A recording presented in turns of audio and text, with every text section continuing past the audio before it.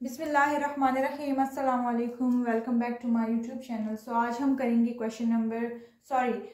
Chapter number 1 function and limits जो कि second year का कोर्स है केपी के बोर्ड का, और जिसके एक्सरसाइज 1.1 का क्वेश्चन नंबर 1 करेंगे, और जिसमें है identify the independent and dependent variable of the following problems. तो हमारे पास कुछ क्वेश्चंस दिए हैं, हमने जिस इसमें ये बताना है कि इसमें इंडिपेंडेंट वेरिएबल कौन सा है और डिपेंडेंट वेरिएबल कौन सा है। सो फर्स्ट पे आते हैं जो कि हमारे पास है p is equals to 64d। अब देखें, अब अगर आप इस इक्वेशन को देखें कि अगर अब हम जो है d पुट नहीं करेंगे तो हमारे पास p की वैल्यू कैसे आएगी। मतलब p डिपेंड करता है d पे, अगर हम d की वैल्यू पुट करेंगे तभी हमारे पास p आएगा, वरना हमारे पास p नहीं आ सकता। तो यहाँ पे इंडिपेंडेंट वेरिएबल, इंडिपेंडेंट कौन सा है, d, जो कि किसी पे डिपेंड नहीं कर रहा, उसकी वैल्यू जो है वो p को चाहिए। सो p is a dependent variable. Next पे आते हैं, कुछ इस तरह क्वेश्चन है। इस तरह क्वेश्चन में आप लोगों ने क्या करना है, डायरेक्ट जो है समझ जाना है कि यहाँ पे जो वैल्यू देती है, हम अक्सर ऐसे क्वेश्चन देखते हैं कि f of x is equals to, आगे कोई क्वेश्चन होती है, तो ये जो अंदर वाला होता है ये हमारे पास हमेशा इंडिपेंडेंट वेरिएबल होता है, जो कि डिपेंड करता है, जिस पे डिपेंड कौन करता है, f करता है।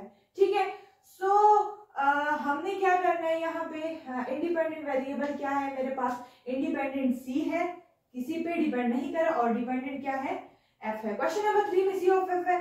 सिंपल, हमने अंदर ये वाला जो है हमारे पास f, वो हमारे पास इंडिपेंडेंट है और c मेरे पास डिपेंडेंट है। ठीक है, सो क्वेश्चन नंबर डी पे आते हैं। सो डी में क्या है हमारे पास, इंडिपेंडेंट वेरिएबल, इंडिपेंडेंट जो कि डिपेंड नहीं करता, तो यहाँ पे दो नंबर्स डिपेंड नहीं कर रहे, r और थीटा, जबकि डिपेंड कौन कर रहा है, पहले तो हम इधर आते हैं, f डिपेंड कर रहा है इन दोनों पे। लेकिन अगर से हम बाहर आए, एक और वेरिएबल भी दी है s, जो कि हमारे पास सही एक वैल्यू, जैसे कि f ऑफ x को हम अक्सर क्या लिखते हैं, y लिखते हैं। ठीक है, यहाँ पे इंडिपेंडेंट वेरिएबल x है और डिपेंडेंट वेरिएबल क्या है, y है। सो इस तरह हमारे पास यहाँ पे इंडिपेंडेंट वेरिएबल r और थीटा है, जबकि डिपेंडेंट वेरिएबल s है। नेक्स्ट में आते हैं कि f, ये हमारे पास एक फॉर्मूला है, f is equals to ma, अगर आप लोगों को याद हो फिजिक्स का।